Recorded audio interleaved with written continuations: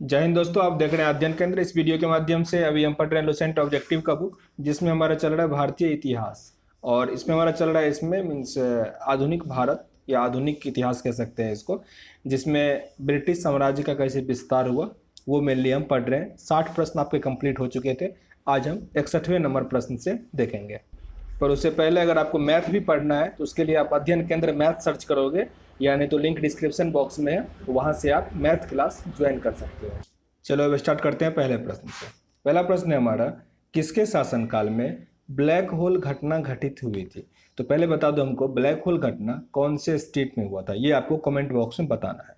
ये हुआ था सिराजुद्दौला के टाइम में, सिराजुद्दौला के टाइम में। Option number C. सिखों के अंतिम गुरु कौन थे? सिखों के अंतिम गुरु थे गुरु गोविंद सिंह, गुरु गोविंद सिंह। उसके बाद पुस्तक हो गया, व्यक्ति के रूप में वही थे अंतिम। निम्नलिखित में से कौन सा युद्ध था जिसने भारत में ब्रिटिश प्रभुत्व का प्रारंभ किया? कौन सा युद्ध था? ये भी पढ़े हुए थे कुछ देर पहले, प्लासी का युद्ध, प्लासी का युद्ध। ऑप्शन नंबर ए। डिंडीगुल नाम है, डिंडीगुल किसका नाम है? तमिलनाडु में एक नगर का। डिंडीगुल तमिलनाडु का एक शहर है। ऑप्शन नंबर बी आपका यहाँ पे सही है। बंगाल के किस गवर्नर के समय में सरकारी खजाना मुर्शिदाबाद से कलकत्ता स्थानांतरित कर दिया गया था? वारेन हेस्टिंग के टाइम में। वारेन हेस्टिंग के टाइम में बंगाल का सरकारी खजाना मतलब मुर्शिदाबाद से खजाना जो था वो कलकत्ता स्थानांतरित कर दिया गया था।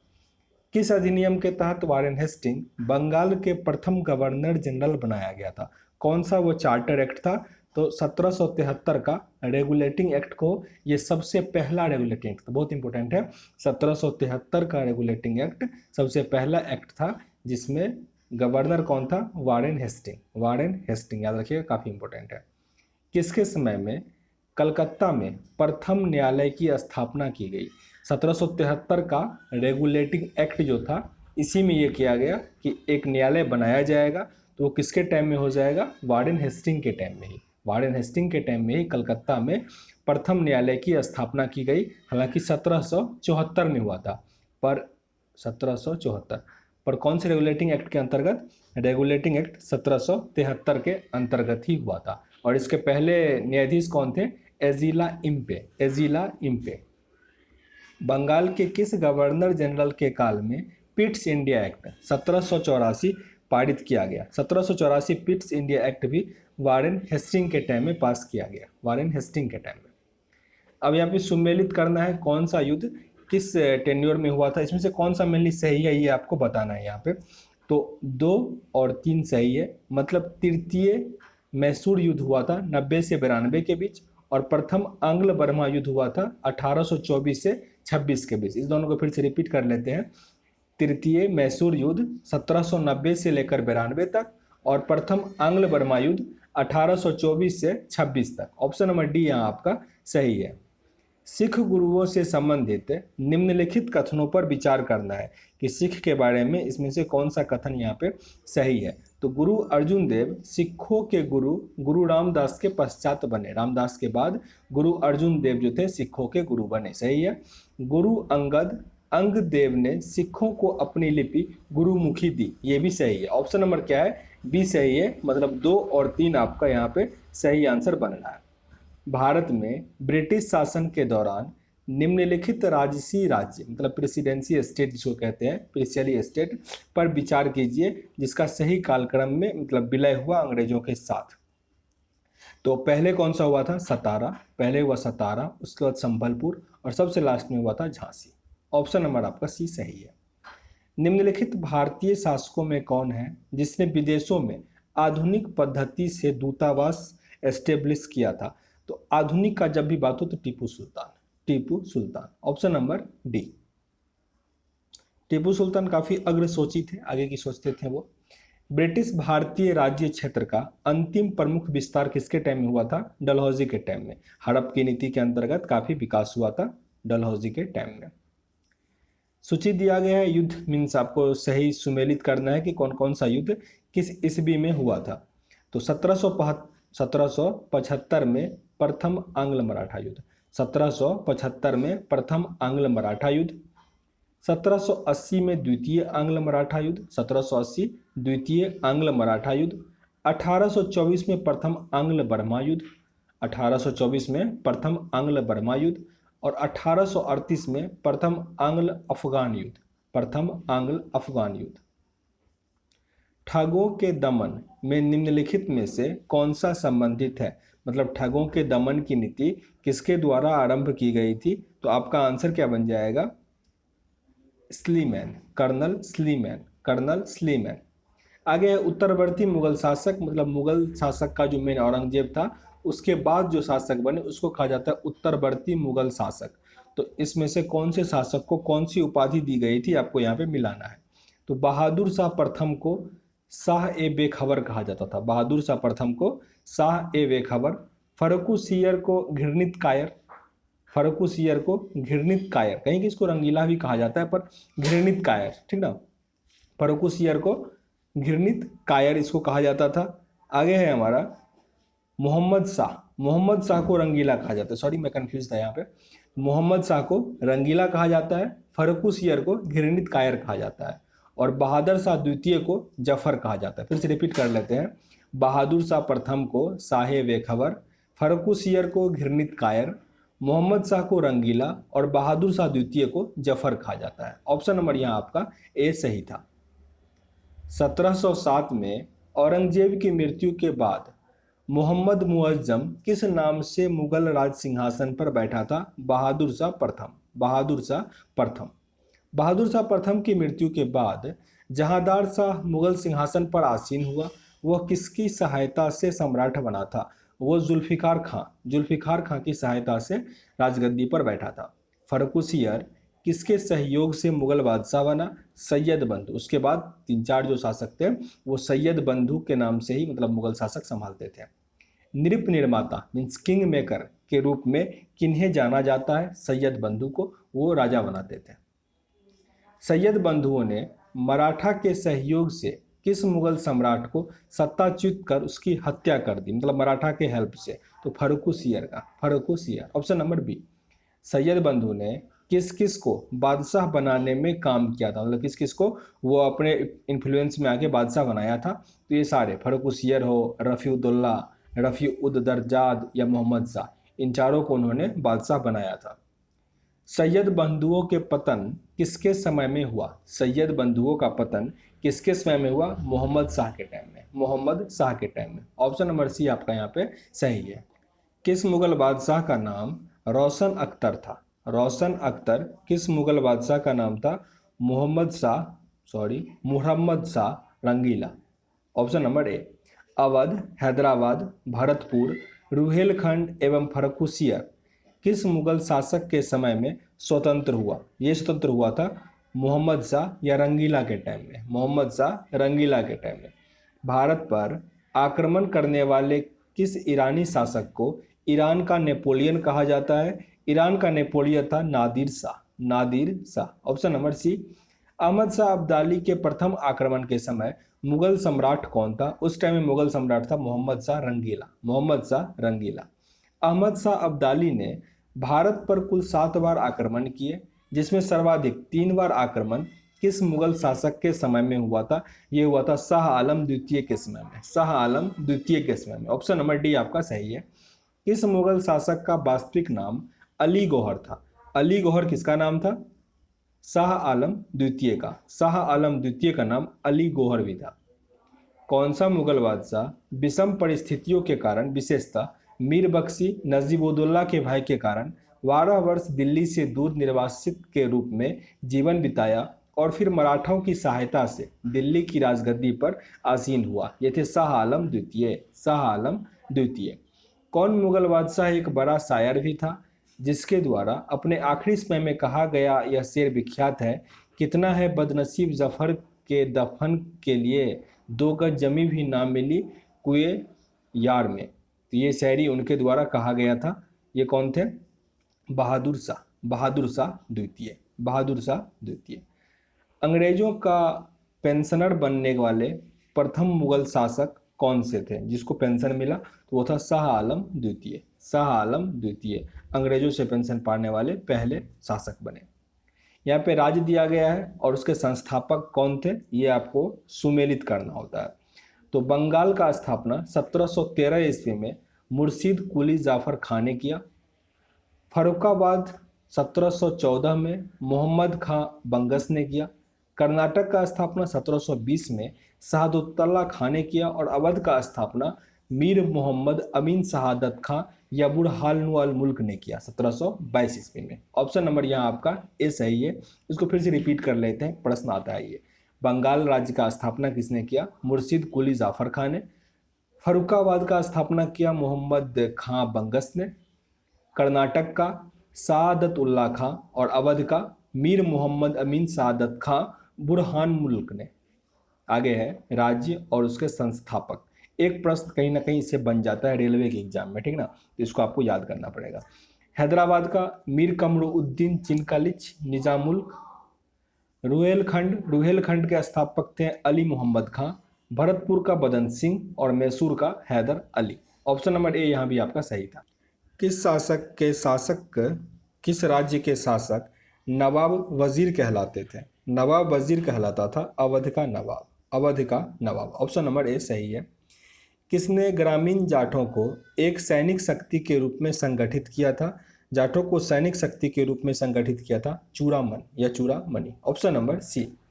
निम्नलिखित में से किसे जाटों का अफलातून मीन्स प्लेटो ऑफ जाट्स एवं जाटों का आदरणीय व विद्वान व्यक्ति कहा जाता था? ये कौन थे? सूरजमल। ऑप्शन नंबर सी सही है, जाटों का सूरजमल। मुर्शीद कुली जाफर खां को बंगाल 1717 में, उड़ीसा 1719 की सूबेदारी किस मुगल बादशाह को मिली थी? फिर से रिपीट करते हैं। मुर्शीद कुली जाफर खां को बंगाल तथा उड़ीसा की सूबेदारी किस मुगल शासक के टाइम में दिया गया था? फर्रुखसियर के टाइम में। Option number C. किसने मुर्शिदाबाद की स्थापना की तथा उसे ढाका के स्थान पर बंगाल उसकी राजधानी बना दी? तो मुर्शीद कुली जाफर खां ने। बंगाल के शासक मुर्शीद कुली जाफर खां एवं अंग्रेजी ईस्ट इंडिया कंपनी के बीच विवाद का सर्वप्रथम कारण कौन सा था? कारण था उसका मेन मुगल बादशाह फर्रुखसियर द्वारा 1717 में जारी फरमान ने मुर्शीद अली जाफर खां एवं ब्रिटिश कंपनी द्वारा अलग अलग व्याख्या हो गया। मतलब दोनों में क्या था, मतलब सही से इंगेज नहीं था, यही इसका कारण हुआ। ऑप्शन नंबर ए इसका सही आंसर है। किस मुगल बादशाह ने 1733 में बिहार की सूबेदारी बंगाल के नवाब शुजाउद्दीन को प्रदान की थी? शुजाउद्दीन को प्रदान किया गया था मोहम्मद शाह या रंगीला का। ऑप्शन नंबर सी यहाँ आपका सही होगा। बंगाल के किस नवाब ने यूरोपीय लोगों की तुलना मधुमक्खी के छत्ते से की? यदि ना छेड़ा जाए तो वो शहद देगा और यदि छत्ते के साथ छेड़छाड़ की जाए तो मधुमक्खी काट काट कर प्राण ले लेगी। ये कहा गया था अलीवर्दी खां के द्वारा यूरोपियों के बारे में। ये बीपीएससी में पूछ लिया गया था 2019 का शायद, ठीक ना। तो ऐसे प्रश्न पूछ लिए जाते हैं कभी कभी। अंग्रेजों द्वारा कलकत्ता तथा फ्रांसीसियों द्वारा चंद्रनगर की किलाबंदी सुदृढ़ करने का विरोध करते समय बंगाल के किस नवाब ने कहा था कि तुम व्यापारी हो, तुम्हें किले का क्या करना चाहिए? मेरे संरक्षण में रहते हुए तुम्हें शत्रुओं का भय नहीं होगा। ये किनके द्वारा मेनली कहा गया था? अलीवर्दी खां के द्वारा। ऑप्शन नंबर सी। बंगाल का वह नवाब कौन था जो जानता था कि वह अंग्रेजों को बंगाल की भूमि से निकाल बाहर कर सकता है, किंतु ऐसी स्थिति में उसके ही शब्द में समुद्र में आग लग जाएगी, मतलब अंदर ही कोलाहल या लड़ाई मच जाएगी? वो था Alivardi Khan. Option number A. Bengal के किस नवाब ने अपने उत्तराधिकारी को यह सलाह दी, तीनों जैसे अंग्रेज, फ्रांसीसी और डच को एक साथ निर्बल करने का विचार मत करना। इन तीनों में अंग्रेज सबसे सशक्त है, पहले उसका अंत करना, अन्य तुमको विशेष कष्ट नहीं देंगे। ये किनके द्वारा कहा गया था? अलीवर्दी खां नॉलेजेबल था, वो जानता था कैसे क्या हटाना है, पर हटा नहीं पाया क्योंकि अंदर में क्या था, काफ़ी लोग अंग्रेज से मिले हुए थे, ठीक ना। ये इसका मेन रीजन हो गया कि उसका काम सफल नहीं हो पाया था। बंगाल के नवाब अलीवर्दी खां का उत्तराधिकारी कौन हुआ? सिराजुद्दौला।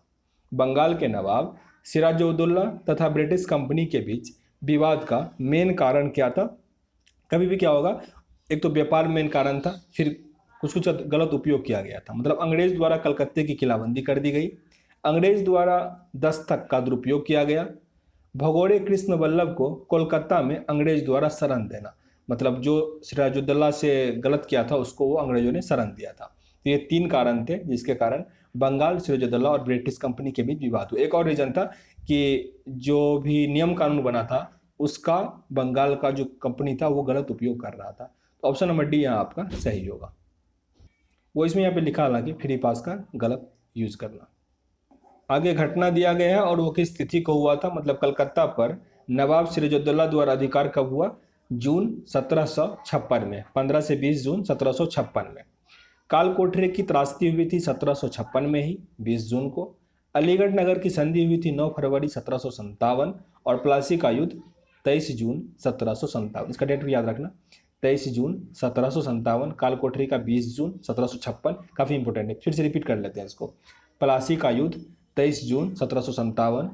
अलीनगर की संधि 9 फरवरी 1957, ऐसे याद रखो। 57 में ही प्लासी का लड़ाई और अलीगढ़ की संधि भी, इसमें बस 23 जून भी याद रखना। काल कोठरी की त्रासदी हुआ था 20 जून 1756 को और कलकत्ता पर नवाब सिराजुद्दौला द्वारा अधिकार कब किया गया था? जून 1756, 15-20 जून को। बंगाल के नवाब मीर जाफर ने कठपुतली मुगल बादशाह शाह आलम द्वितीय से क्लाइव को सांबत जंग, मतलब युद्धों में अनुभाव प्राप्त की उपाधि एवं कुछ क्षेत्रों की जमींदारी दिलाई। क्लाइव की जागीर कहलाने वाले उस क्षेत्र की पहचान की, इसमें से कौन सा क्षेत्र क्लाइव द्वारा उसे प्राप्त था? तो 24 परगना, 24 परगना, ऑप्शन नंबर ए सही है। बंगाल के नवाब मीर कासिम ने मुर्शिदाबाद के स्थान पर मुंगेर को राजधानी क्यों बनाया था? उसका मुख्य कारण था कि वह मुर्शिदाबाद के षड्यंत्रमय वातावरण तथा कलकत्ता से दूर रहना चाहता थे ताकि अंग्रेज का हस्तक्षेप ना हो। ऑप्शन नंबर ए आपका सही था यहाँ पे। बंगाल के किस नवाब ने ब्रिटिश कंपनी के गवर्नर को लिखा, आपके भद्र पुरुष इस प्रकार व्यवहार करते हैं, वे समस्त देश में गड़बड़ी फैलाते हैं, लोग को लूटते हैं तथा मेरे अधिकारियों का अनादर करते हैं और उन्हें शारीरिक यातना भी देते हैं। ये कहते मीर कासिम। मीर कासिम ने कहा था अंग्रेजों को। बंगाल के किस नवाब ने 2 वर्षों के लिए सभी व्यापारी के लिए समस्त व्यापारिक करों एवं चुंगियों को खत्म कर बड़ा असाधारण कदम उठाया? तो मतलब काफी अच्छा कदम उठाया था मीर कासिम ने। Mir Qasim, option number C आपका यहाँ पे सही है। क्लाइव एवं मुगल बादशाह शाह आलम द्वितीय के बीच हुए इलाहाबाद की प्रथम संधि, जो कि 12 अगस्त 1765 के संदर्भ में हुआ था, इसमें से कौन सा कथन उसके रिगार्डिंग सही है? तो यहाँ पे तीनों कथन सही है, मतलब शाह आलम द्वितीय को कारा व इलाहाबाद का जिला दे दिया जाए, कंपनी को 26 लाख रुपए सालाना के बदले बंगाल, बिहार और उड़ीसा की दीवानगी अस्थायी रूप से मिल जाए और हैदराबाद के उत्तर के जिले सरकारी सरकार को अंग्रेजों के जागीर के रूप में मान्यता दे दे। ये सारे कथन, मतलब वो जो संधि था उसमें हुआ था। ऑप्शन नंबर डी आपका यहाँ पे सही है। इलाहाबाद की द्वितीय संधि जो 16 अगस्त 1765 में हुआ था वो किसके बीच हुआ था? तो शुजा-उद-दौला और क्लाइव के बीच। शुजा-उद-दौला और क्लाइव के बीच, option number B. Colonel Clive का गाधा या सियार की संज्ञा किसने दी? मतलब कर्नल क्लाइव को गधा या सियार किसके द्वारा कहा गया? मीर जाफर के द्वारा। मीर जाफर। कलकत्ता की सुप्रीम कोर्ट के एक न्यायाधीश ने बंगाल के किस नवाब को भूसे से भरे एक बेताल के रूप में संज्ञा दिया? भूसे से भरे एक बेताल कहा गया मुबारक-उद-दौला को। मुबारक-उद-दौला को। कर्नल बांसन ने कहा, कंपनी के अधिकारियों को अब एक ही उद्देश्य है, जितना लूट सको लूटो। यह सोने की एक थैली है जिसमें जब जी चाहे हाथ डालो और सोने निकालो। ये मेनली किनके द्वारा कहा गया था आपसे पूछा जा रहा था? मीर जाफर के द्वारा। मीर जाफर के द्वारा, ऑप्शन नंबर बी आपका सही है। किसने फ्रांसीसी विशेषज्ञों की मदद से डिंडीगुल में एक आधुनिक शस्त्रागार स्थापित किया था? आधुनिक शस्त्रागार स्थापित किया हैदर अली ने। हैदर अली। किसने घोषणा कर रखी थी कि अंग्रेजों को पहले तो अकाल्ट से निकालकर बाहर करेगा और फिर बाद में उसको बाहर से अलग करेगा? हैदर अली के द्वारा। हैदर अली ने कहा था। आगे सुमेलित करना है, युद्ध कब हुआ था और ये किसके बीच ये संधि थी? तो पहला प्रथम आंग्ल मैसूर युद्ध जो 1767 से 69 के बीच हुआ से मद्रास की संधि हुई थी। द्वितीय आंग्ल मैसूर युद्ध में मंगलौर की संधि हुई थी और तृतीय आंग्ल मैसूर युद्ध में श्रीरंगपट्टनम की संधि हुई थी। आगे फिर से सुमेलित करना है युद्ध और उस टाइम में अंग्रेजी सेना का नेतृत्व या फिर जनरल या वाइसराय उस टाइम में कौन था, ये आपको यहाँ पे सुमेलित करना है। तो प्रथम आंग्ल मैसूर युद्ध ये जनरल स्मिथ के टाइम में, द्वितीय आंग्ल मैसूर युद्ध जनरल आयरकूट, तृतीय आंग्ल मैसूर युद्ध मेजर जनरल मोडेज, और चतुर्थ आंग्ल मैसूर युद्ध जनरल स्टुअर्ट। हैदर अली की मृत्यु 1782 में किस युद्ध के दौरान हुई थी? 1782 में द्वितीय आंग्ल मैसूर युद्ध। अगर आपको सारे आंग्ल मैसूर युद्ध का टाइम पीरियड पता है तो आप आसानी से टिक कर सकते हो, क्योंकि लिखा हुआ है 1782 में, तो द्वितीय आंग्ल मैसूर युद्ध यहाँ पे दिया गया था। ऊपर मैंने कहीं देखा हुआ, यहाँ पे देखो, जैसे 1782 अगर आपको पता हो तो द्वितीय आंग्ल मैसूर युद्ध। इसको फिर से रिपीट कर लेते हैं। प्रथम आंग्ल मैसूर युद्ध 70 याद रख लो, मतलब 67 से 69 तक है। द्वितीय है 80 से 84 के बीच, और तृतीय है 90 से 92 के बीच। तो ये अगर याद रहेगा तो कुछ कुछ क्वेश्चन आपका वैसे भी बन जाएगा। आगे हमारा द्वितीय आंग्ल मैसूर युद्ध को बंद करने के लिए टीपू सुल्तान तथा अंग्रेजों के मध्य मंगलोर की संधि 1784 के बीच हुई थी। इस संधि पर अंग्रेजों की ओर से हस्ताक्षर करने वाले गवर्नर जनरल का नाम क्या था? तो अभी पढ़े थे, उस टाइम में अंग्रेजों की तरफ से कौन वो युद्ध लड़ रहा था, मतलब नेतृत्व कर रहा था, वही क्या करेगा, इस पे हस्ताक्षर करेगा, तो लॉर्ड मैकेरी ने। ऑप्शन नंबर सी आपका सही है।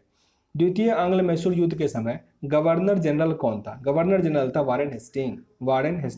1784 में पिट्स इंडिया एक्ट था, कौन लाया था? वारेन हेस्टिंग, तो वही था गवर्नर। टीपू सुल्तान तथा कॉर्नवालिस के बीच 1782 ईस्वी में श्रीरंगपट्टनम की संधि के तहत क्या सब हुआ था? तो उस टाइम में टीपू को अपना आधा राज्य अंग्रेज को देना पड़ गया था। टीपू को 3 करोड़ रुपया युद्ध क्षति के रूप में देना पड़ गया था, और साथ ही अपने 2 बेटे को बंधक स्वरूप अंग्रेजों के पास रखना स्वीकार करना पड़ गया था। तो आंसर यहाँ पे आपका सी है, 1, 2 और 4 सही थे।